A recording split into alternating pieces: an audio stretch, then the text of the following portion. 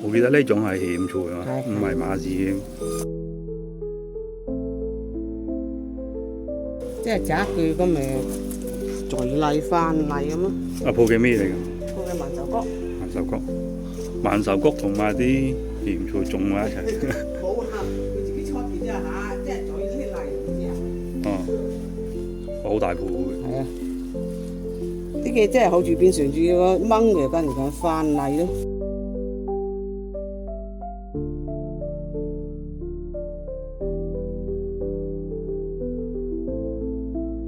煎嘅。唔係啊，嗰個切住晒嚟，你整到污糟垃圾㗎。